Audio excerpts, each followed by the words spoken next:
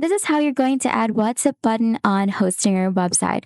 To let visitors click to chat with you via WhatsApp, you can add a WhatsApp widget or button. So method one, you can use a widget or plugin on WordPress or website builder. So you're just going to use a WordPress plugin like Click to Chat. We're just going to search that on Google and you will be able to find it already. You're just going to click on this, click the chat WhatsApp, and then you will see here how to use click the chat and all that stuff. You're just going to download that plugin that you can see here. You can create WhatsApp links as well. And then you can also use WP social chat, configure WhatsApp number, and then button style. Now for hosting your website builder, you're going to look for a chat or contact button or a floating widget feature and choose WhatsApp as the link. So what you're going to do is you're just going to head over to your Hostinger website or dashboard. You're going to go to hpanel.hostinger.com. You're going to have to make sure that you are signed in or signed up to an account. And then from here, you're going to click on websites and then make sure that you click on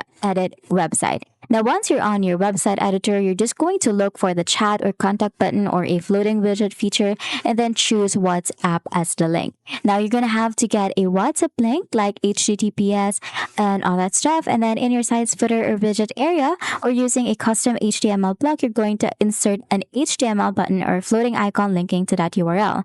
Now you're going to have to use CSS to position it if you're going to do a manual HTML or code embed. And then after that, you're going to save or publish and test by clicking it on the desktop or mobile. And that's it. That is how you're going to add WhatsApp button on hosting your website. If this video helped you, please don't forget to like the video and subscribe to the channel for more videos like this.